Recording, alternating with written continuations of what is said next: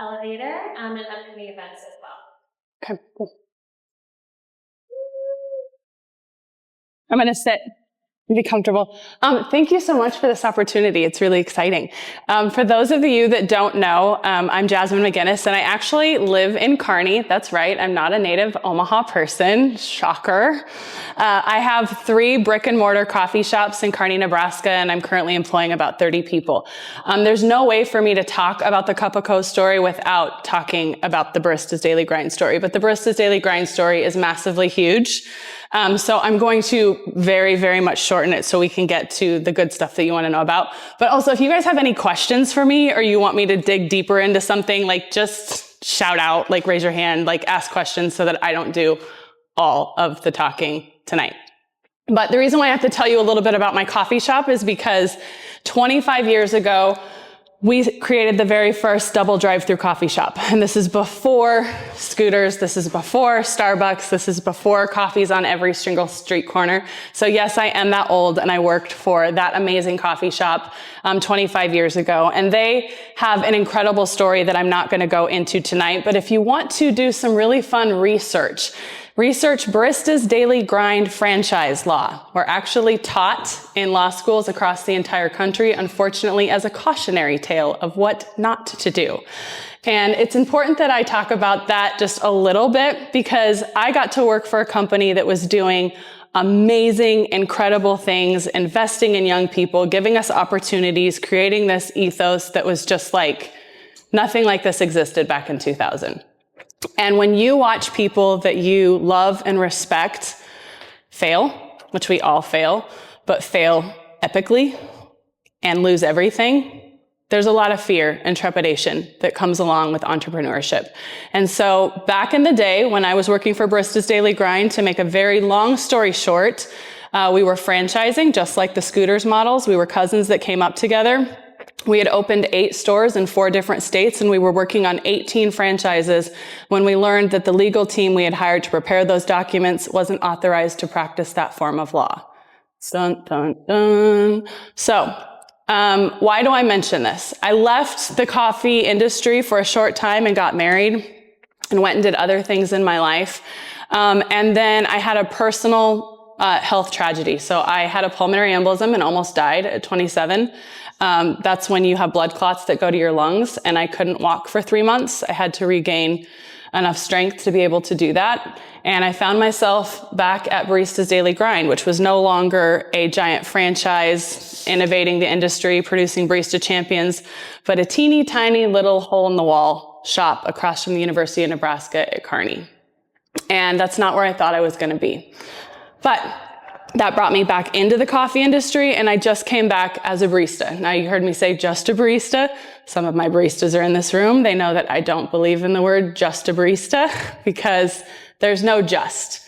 I think that there's dignity in all positions, and I was given a lot of opportunity and a lot of responsibility when I worked for this company, and that's what I try to foster in the people that work for me now. But if we go back to 2012, I was managing this coffee shop, and we had horrible hot chocolate. And when I say horrible, it was disgusting. And I was watching as baristas were doctoring it up, and they were adding a little of this and adding a little of that. And I thought, it's crazy that people balk, at $4 cups of coffee. We sell hot chocolate in this country for $2, and nobody likes it. Everybody's trying to make it taste better, or everybody's saying, you know who makes the best hot chocolate? My grandma. And she does blah, blah, blah, blah, blah, blah, blah. And there's like 15 steps to what the greatest hot chocolate is. And I just thought if we had this incredible coffee shop with this huge caliber of a reputation, and we were producing the best coffee in the country, why should the other things on our menu just be afterthoughts? So I started sending out for samples all over the country of hot chocolate. We were testing them for mouthfeel and taste and aroma. And, there's a lot of things in the world that are subjective. Taste is one of them. So just because I like something doesn't mean you're going to like it. And just because you like something and you're an expert doesn't mean that it's actually good, right? So it's funny how Cup of Co., we'd had great hot chocolate when Barista's was franchising.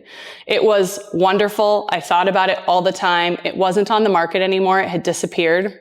And I went back to the original owners that had that hot chocolate company. They had the recipe. And I said, will you please, please, please make me this for the coffee shop now? And it took me about 2 or 3 years to convince them to make me hot chocolate.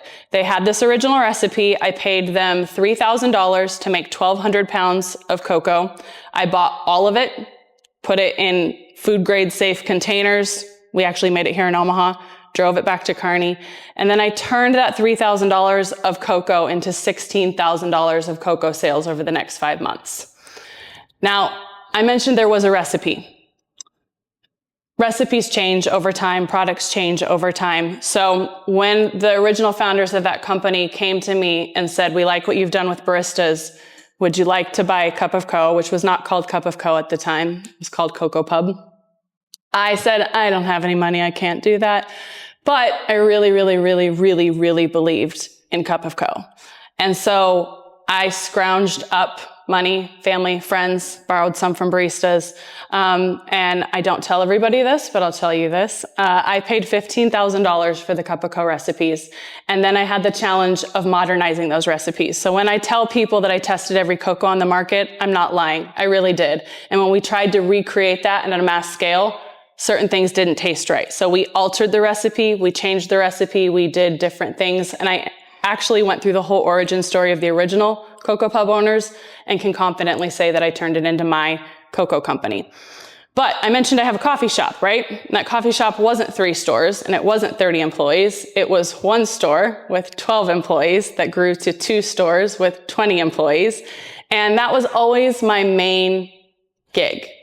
So when I launched Cup of Co., I don't do anything small. And I didn't realize this about myself. I didn't realize that you could start small.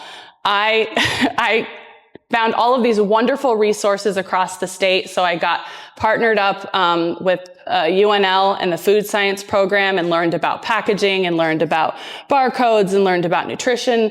And if I was going to actually produce Cup of Co. for my coffee shops at that level, why wouldn't I make it available to other people? And the other thing that I'm super, super passionate about is for those of you that aren't in the coffee industry, it's a really hard living.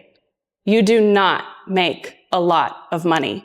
And one of the biggest reasons is that your cost of goods on coffee and milk is changing weekly. Think about that. Milk prices change every single week, which means every time a barista hands out a milk profitable beverage, you're making a different profitability on that. So it's really important as coffee shop owners that you pad out the rest of your menu with products that have a very low cost of good, that have a high caliber of taste, and that can help you be stable and ride the waves of the ebbs and tides of the coffee industry changing. So I built Cup of Co. for coffee shop owners. And then I went to the biggest trade show in the country and said, I'm legit, I'm real. And that's so like a now no, not what you do. I went to Coffee Fest. My first Coffee Fest was in 2014. It was Nashville. And I took my best friend and we had 1 package. At this time, we didn't know that the packages split when you shipped them, that they would break open when you dropped them from more than 2 feet. Ask me how I know. And we went out and told coffee shop owners, you need to buy this cocoa. It was very exciting, but also nerve-wracking to like step onto that stage. And I had one guy, horror story, who really was a huge narcissist that wanted to get to like the root of like, who are you? Where did you come from? What are you doing? And he placed an order and we shipped it. He was like, that's how we found out the bags broke. You're not even real. You're operating out of your house. And like, we weren't, but that's where the documents track to. So learning in the early days, like, okay, how are we going to go out and sell responsibly? We had to change bags. We had to change, there were so many changes in the early days, but we just kept going to those shows. I'm super excited. We've been doing Cup of Co. now for 6 years to say that, the first clients that I picked up in Nashville are still coffee shop owners to this day. They're still in operation. They're still carrying Cup of Co. And that's really exciting to me that I see that the coffee shops around the country that are choosing to use our product tend to be more successful. We have a very, very low rate of people who exit out of what they're doing. So I like the caliber of clients that I have. Over the next 6 years, I did Cup of Co. as a side hustle, which means I did baristas 24/7, and then I would go to local craft fairs and shows. I really want to get into junk stock. If any of you can get me a connection, I have applied for 5 years. Yes, 5 years. I cannot get a phone call back. I cannot get an email back. But we do a little show in Hastings, Nebraska called the Barn Festival. And I can move $16,000 of cocoa in one weekend there. I jokingly say that I have a shut up and take my money product. All I need to do is have you taste it, and you're going to buy it. You're going to buy it for yourself. You're going to buy it for your kids. You're going to buy it for your friends. And I love that about this product, because while I designed Cup of Co. to look and be a luxury brand, and we came up with a complimentary retail line at a luxury price, I truly believe that luxury is something that needs to be accessible to all socioeconomic backgrounds. So you can laugh that I have a luxury cocoa company, but there are many, many people in this country that are never going to be able to go on a fancy vacation, buy a brand new car, own a home. And getting a tin of Cup of Co. is the thing that is going to make them feel so special. And they're going to make it in a ritual at home. They're going to sip it slowly. They're going to savor it, and they're going to create memories. And that's very special to me about beverages. It's very special to me about cocoa. So in that 6 years, we've slowly done little shows, and then I would take my baristas with me to Coffee Fest, and I'd turn them into national salesmen on the showroom floor. Nolan back there is one of them. So what do I mean by that? They're all nervous as hell to like go out on a showroom floor and sell, but I'm like, you do this every day in the coffee shop. You literally deal with the public. You make the products, you sell the products, you see how much people love them. You can do this. You are the expert. And so I take baristas with me around the country. We'd only do 1 or 2 shows a year, and that's how we would pick up new coffee shops around the country. A couple years ago, I was privileged to be able to take baristas, including Nolan, to Africa, and we were able to do an origin trip there for the coffee industry. We also made incredible connections for cocoa, which is why we're now exporting pallets to Africa and in 5 different countries over there. We've continued to see Cup of Co. grow into other markets. So we actually are in 30 states currently and 5 different countries.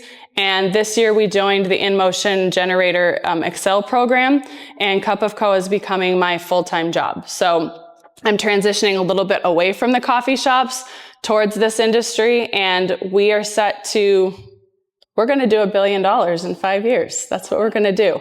And we're tracking that growth right now. I think I'm supposed to be hitting 20% week over week, but I'm at like 123% growth rate. So we're blowing up because it's no longer a side hustle. And I'm very excited about that.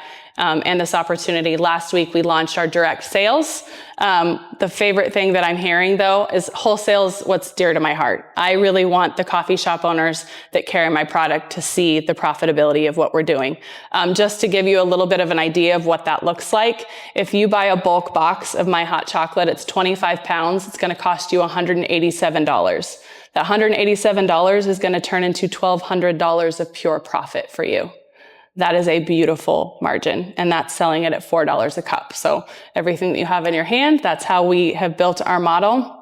And I'm very proud of this product and what we're doing, and I love that people are getting their hands on it, and that Omaha's finally starting to take notice of this little company in Kearney that is going to take over the cocoa world. So that's my little pitch for today. What do you guys want to know? What questions do you guys have? Most important question is, where in Omaha can we drink? I'd love to introduce you to the owner of Zen Coffee. She will have a, she has actually been with us. She's been selling Cup of Co. during the holiday season for the last 3 or 4 years. Really excited about that. So you can definitely get some Cup of Co. products there. We're also at the Durham Museum. We're in Story's Coffee Shop. We're in a couple of stores, To a Tea and Karma Coffee. If you would like a full list of Omaha contacts, you can reach them on my website in the Where to Buy section. Nice. But we did launch direct sales in case you want to just go that route too. Can you talk about how you're transitioning to focus on e-commerce? Yes, that's what you asked me to come here for, isn't it? E-commerce. No, it was really good that we workshopped this a lot, because I guess what I was always scared of before is that I have been shipping cocoa myself as my side hustle. So this year, pre-investment, we are at $170,000 of revenue. That doesn't sound very much to those of us that actually have businesses that do more money than that, and I'm fully aware of that, but I'm saying that's my side hustle. This is side hustle energy, and what that looked like is me moving 30,000 pounds of cocoa last December by myself in 1 month. And that's when things became absolutely terrifying, because I know I have a shut up and take my money product, and I was the thing holding this company back because I was the only one working it. So I was scared to do direct sales because of the sheer demand that there is for my product, and I couldn't imagine shipping all of that. So one of the things that was really awesome is I was here in Omaha a few weeks ago at 1 Million Cups, and I met Mr. Paul from Bulu, and he changed my life. And Josh, you took a picture of that moment. So thank you for capturing the moment my life changed, because I was sitting in the audience. I had no idea what 1 Million Cups was or what I was doing here in Omaha. And Paul looked at me, I don't know if you remember that, and said, "I want to talk to you." And we did have that conversation, and I learned that I don't need to ship all of my products, and I don't need to pay somebody else to either. I can have Paul do all of it. And right now my model has shipping built into our sales platform, so that's what I mean when I say I don't have to pay for it. We successfully onboarded with Bulu 2 weeks ago. And so all of the pallets and all of the inventory is in Lincoln, Nebraska now, and they're fulfilling all of our wholesale and direct sales. So I'm unleashed, which means that I have no more fear of selling cocoa because I now don't have to physically ship it myself. That was a pain point, though. Can you talk about your website a little bit? Yeah, so we were encouraged. I actually talked to you about this, so thank you for that. I have a really great website already for Cup of Co, and it transfers well to the mobile, but it was where we were directing people to wholesale sites. So we decided to open a Shopify account right now in our introductory stage. That may turn into something a little bit more complicated later on, but it was the easiest way for us to immediately launch direct sales, integrate with Bulu's system, and be ready for this holiday season. So that was a massive learning curve. I am not the person that understands platforms and technology, so learning how what sources were out there, how to link things. One of the other things I have to do with one of my companies is we pass our shipping rates on to some of our customers, and those need to be competitive rates. So not only learning about Shopify and Bulu, but Buku. And where did everybody come up with these names? I'd like to know. So Buku, for those of you that don't know, is a great integration system that you can put into your Shopify account that will actually track different rates, whether you're using UPS, FedEx. It will do current market, the smallest terms that you can get. And that's really beneficial so that I'm not spending my time coming up with shipping for people. We have had some growing pains, though. Yeah, say more. So, really embarrassing story. Do I share the really embarrassing story? Yes. Constantly having an education. No, it's horrifying. So, 7 years ago when I was learning about Cup of Co and how to do all of this stuff, obviously we make a network of people that we rely on to advise us, right? And I won't say the person's name, but I started working with a co-packer in Lincoln, and they gave me a lot of advice on packaging and what to do and how to do things. And I really trusted that. I should have probably questioned this before this year, because lots of the other advice they'd given me throughout the years I've noticed failed from bags that split. So I started sourcing my own bags and I started drop testing them to other things. But this year, I mentioned we're in 30 states and 5 countries. We are going to be in Hy-Vees, all of the Hy-Vees this holiday season. And we just started onboarding with US Foods. So that's exciting. But when I was onboarding to US Foods, I was loading all of our catalog up into their system.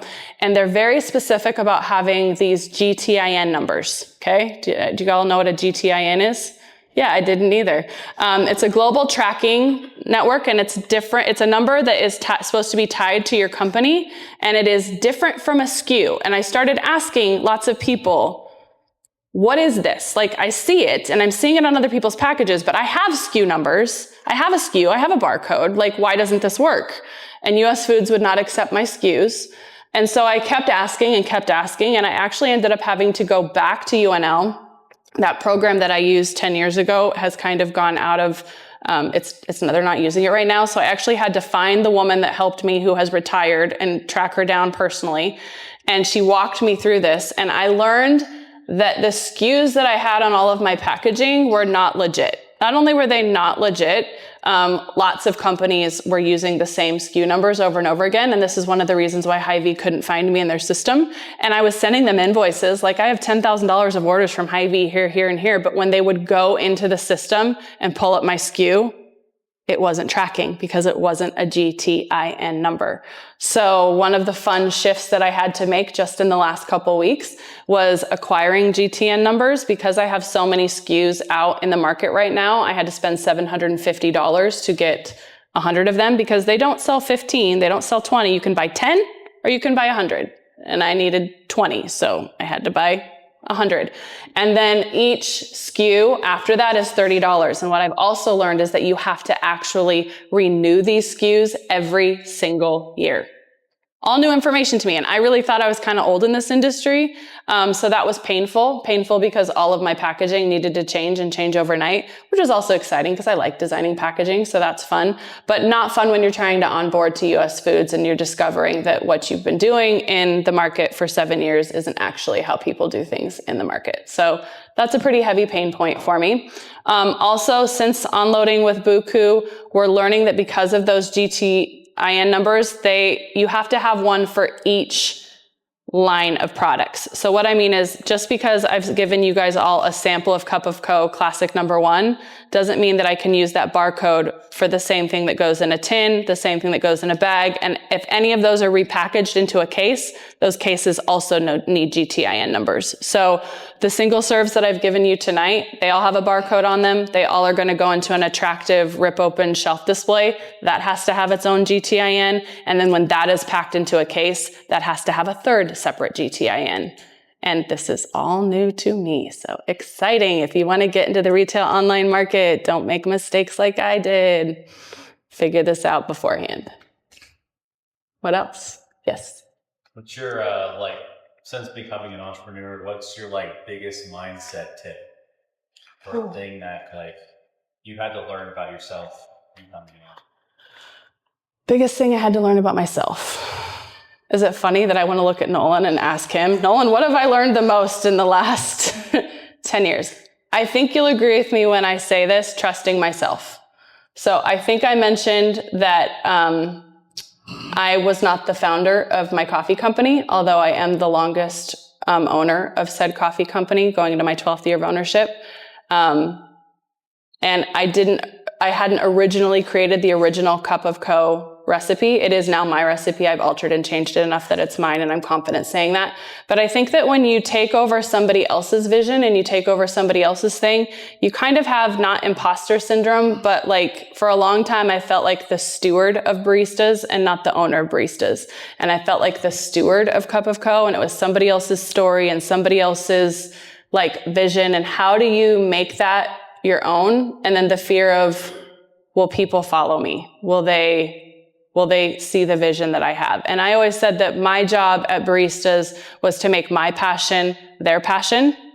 And I think a lot of it has to do with trusting yourself, trusting that you do know what you're doing and why you're doing it. And if people don't want to get on board, that's okay. You'll find the people that do.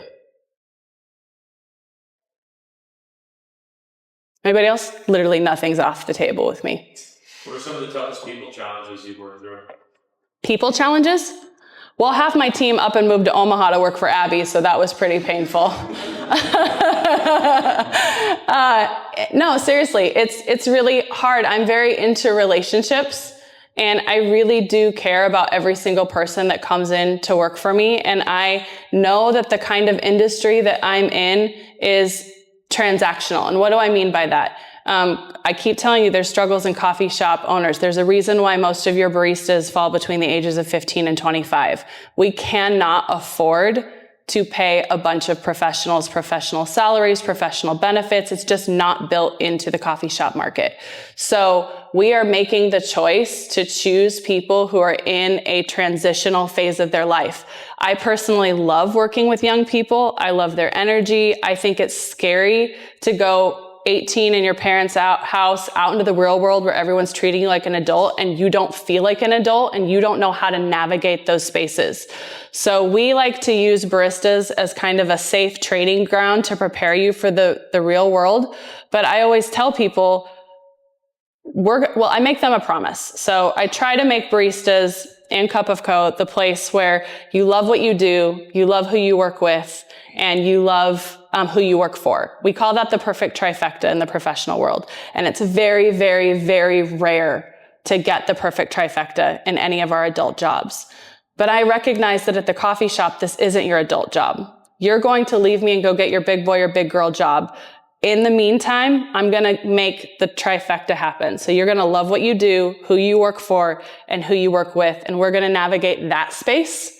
And in that space, you're going to have tremendous growth. And there's friction in that. So my baristas also know that I'm intentionally hiring people that do not think, look, and act like them, because we can't grow when we surround ourselves with people who look, think, and act like us.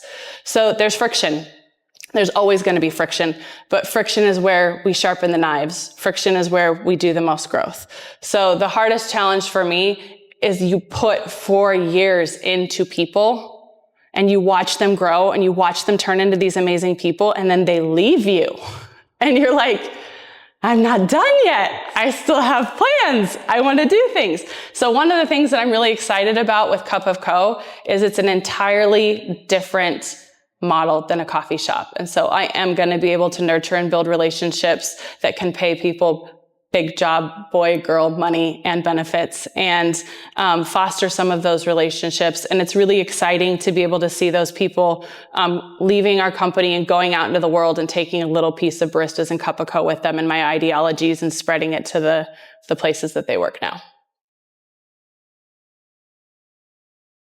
Anybody else? Yes? What's one of your biggest failures that you've learned? And is there a solution to that failure? Personal or professional, or what are we talking about? Whatever comes to mind. Like, what's the first thing that comes to mind? I wish in the early days that I had not been as insecure as I was about certain things. I wish that I could go back and handle a few relationships and a few things that happened a little bit better. And what I mean is, I think that when you're an altruistic person like I am, and you're out believing that you're walking your truth and spreading your message and doing those things, not everybody's going to receive that. And sometimes when I would get hit back, I don't think I handled it as appropriately as I could have. I went from very kind and nice and wonderful to I will destroy you. And like, I'm not proud of that. And the older I've gotten, the more I've been able to temper that. But I wish that I had been more secure in who and what I was doing, because it came from a true place of fear of failure. And being okay with failing. Like, I watched the owners of baristas lose everything. And when I say lose everything, you guys, these people were geniuses. They did business and they understood business so much better than me. To watch your bosses lose everything, they lost their homes. Their homes were repossessed. Like, this is 2007. Think about what was happening in 2007, okay? And us baristas wouldn't let the coffee shop die. We took the coffee shop to the streets, and we worked on the streets for 60 days until we could open the hole in the wall across from the college, because we believed in the company. We believed in that leadership. But when you watch people who are smarter than you, have more money than you, who are more capable than you, it's like watching your parents fail. You know, there's just something so unsettling about it. And so for the first few years of baristas, and certainly for the first few years of Cup of Co, I was very trepidatious and worried of failure, and that trepidation held me back from doing really great things a lot sooner. Can I ask about your packaging? You said you like to do packaging. How do you make it approachable for all socioeconomic statuses, but still like the lovely? So that's one of the things that I love packaging. And that's why most of you, when you grabbed the single serves, you all started like rubbing them and feeling them. I sampled like so many different co-packers before I found somebody that had a package just like that. And just so you know, that doesn't make me the most money. But I don't care, because that's my point. That single serve that I gave you tonight, it retails for $3.50.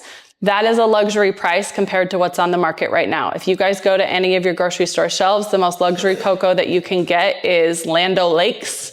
It's full of tons of chemicals. It tastes like ass, and it's 79 cents. So when you look at a 79-cent packet of cup of co, or the horrible word Swiss Miss, and you buy a package of like 25 for $2.50, buying a $16 to $18 tin of cup of co is luxury. But that's what I mean about accessible luxury, is that people in different socioeconomic backgrounds get to make decisions on their buying power, and they may not choose to save for a car or a house, but they'll buy a latte every day. And I think that's why, as coffee shop owners, we value that $4 purchase, because we know it's the thing that's helping you clean out the garage, not kill your kids, or get that exam written. It is valuable. It's just valuable on a lower economic scale. So the packaging needed to be pretty. And when I say pretty, we don't have a picture of the retail tins, but I was very passionate about using a tin, one, because it was recyclable, but two, because it was reusable. And I hear people all over the country that think the tins are so pretty, they're putting their makeup brushes in them. I have a lady in Kearney who put all of her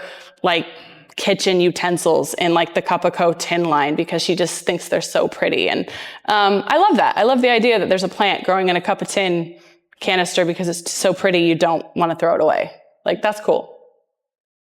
Yeah. So all your ingredients in your product is real, and there's no chemicals. Yeah, but I want to talk about that. I have a little platform on that. I think that we need to be careful, particularly in this country, about the information that we consume and what we believe about different things. I can confidently tell you right now that my cocoa has 8 ingredients in it, okay? I use 3 different kinds of chocolate. I have sea salt. I have milk. I have a product called Carrageenan. Let's talk about Carrageenan, because this is where somebody came up to me at a trade show and said, "You have antifreeze in your cocoa." And I was like, "Yo, what?" No, I don't. I have all natural organic sea kelp, and it produces the silky mouthfeel that makes you all think that you're drinking a milk product. But for anybody that knows that antifreeze also uses the word Carrageenan, they're going to think that I'm putting antifreeze in the cocoa.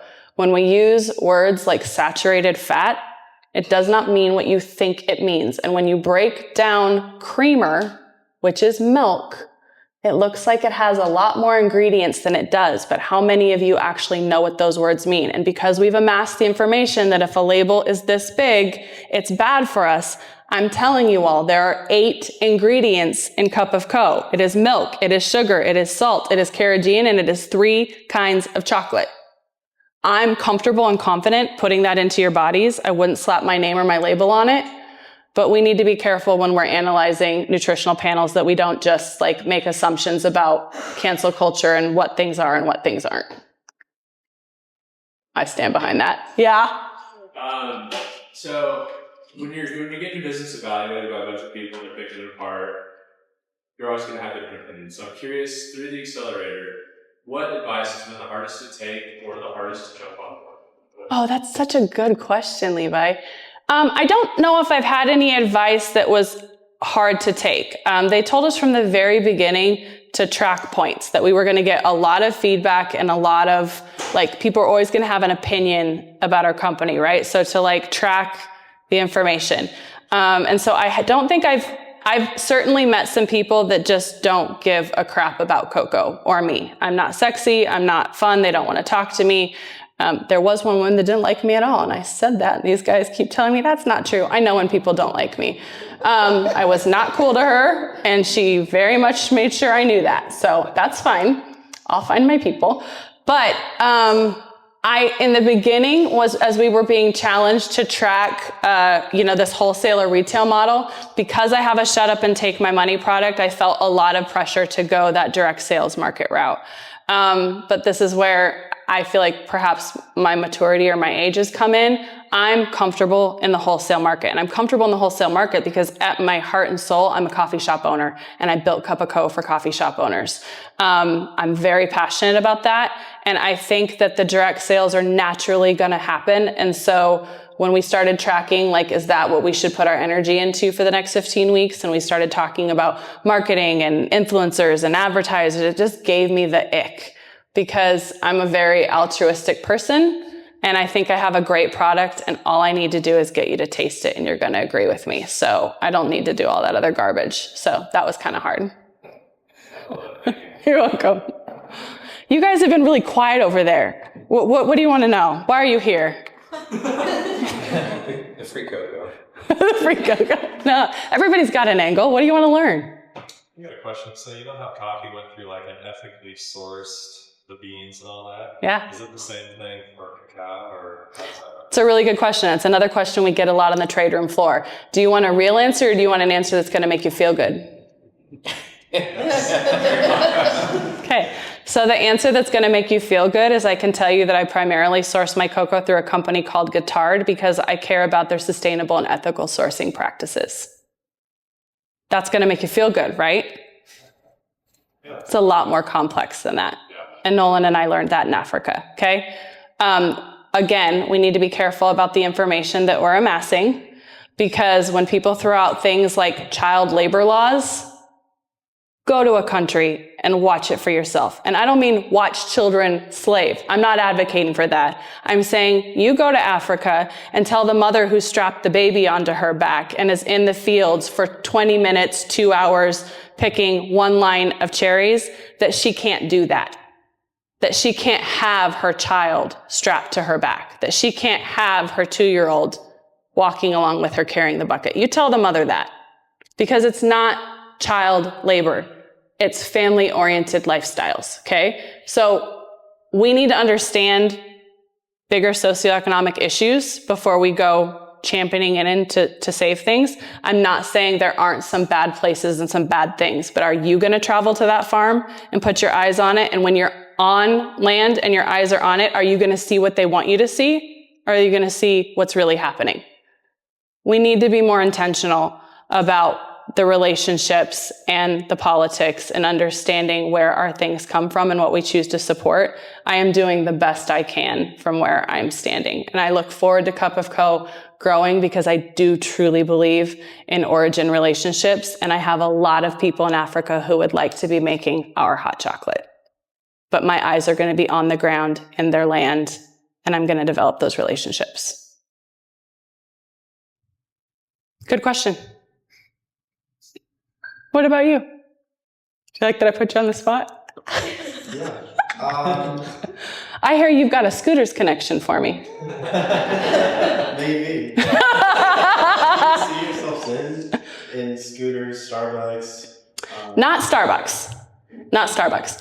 Yes, I do see myself in Scooters. I'm going to be the biggest hot chocolate company in the country, and I'm Nebraska-based. Why would the biggest coffee chain in Nebraska not get on that train? I would make them a lot of money. I can do that. And it's just hot chocolate. Us coffee queens can still run the coffee queen ship.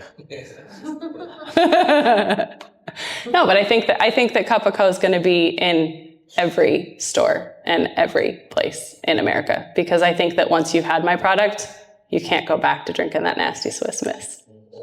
It was really good, by the way. Thank you. Yeah, honey, what is the question? What is a piece of advice you would give to a small business owner who's just started? Don't ever think of yourself as a small business owner. I never have.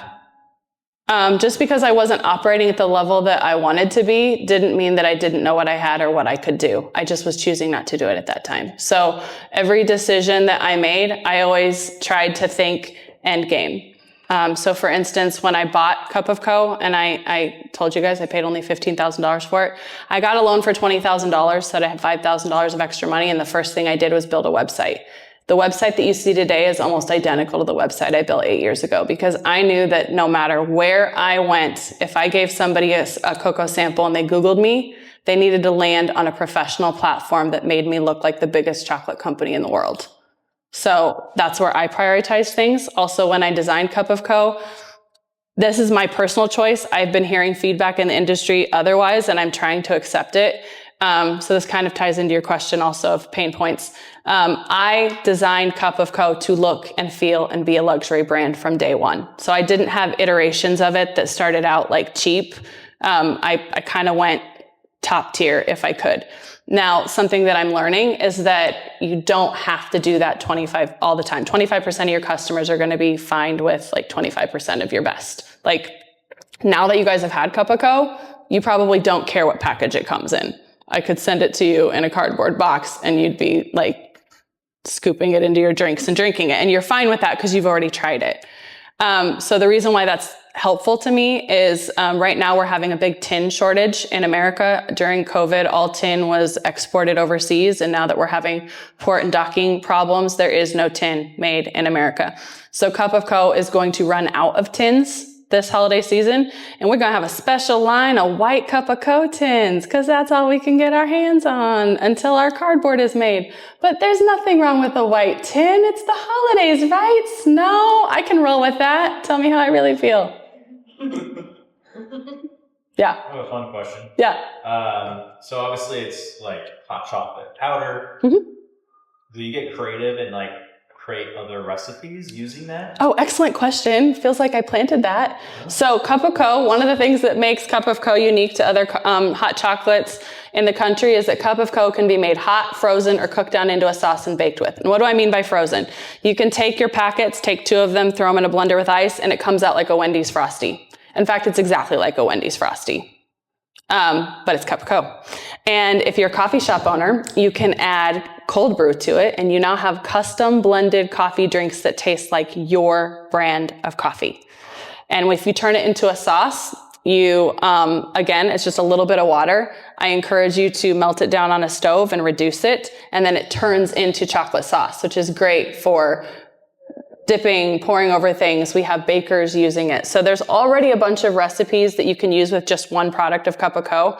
And then if you turn it into an alcoholic beverage, oh my God, it's so good. It's the best mudslide. Screw the water. Just use vodka and Kahlua. And it's like amazing.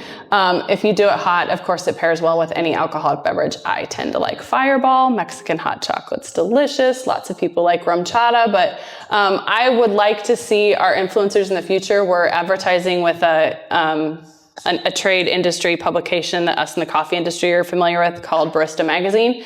And they do a really good influencer program where they get baristas from around the country to take your product and turn it into multiple recipes and then have baristas across the country make it and vote on whose recipe is the best. So I look forward to seeing what other people do with my product and kind of building the recipe caliber from there. Do you have like, besides wanting to be at Scooters, like a dream kind of wholesale partner? Oh, they asked me that in the program. So part of the reason why I'm passionate about this cocoa thing is because I love to travel around the world. Traveling is my most favorite thing. And every time I've gone to another country, hot chocolate is the 3rd highest beverage in the world behind coffee and tea. So if you go to France, you're going to be served hot chocolate at breakfast or in the afternoon or in the evening. If you go to England, if you go to Australia, if you go to Asian countries, if you go to South America, hot chocolate is always presented as an option. It's not that way here in the United States. So I want to change that by being America's luxury hot chocolate brand. But I'm really going to lose my mind if I can walk into this really fancy grocery store. I don't want to call it a grocery store. Like if I was in Harrods, I think I might die. If I was in Selfridges in Europe and I walked in and there was Cup of Co. in the American section, I just might shit a brick. Like, literally. That would be cool. There's also really nice high-end, like really high-end stores that I just think like you walk in and you can shop for the best bread and the best chocolates and the best, meats. And like, I think it'd be really, really cool if I walked in and it was like, oh, there's Cup of Co. But right now I do love watching people send me text messages or Instagram me, I just saw your product and I'm in Colorado. And I'm like, yeah, you're going to see it everywhere eventually. I can't wait. But it's fun and exciting now when people send me pictures of where they find it around the country.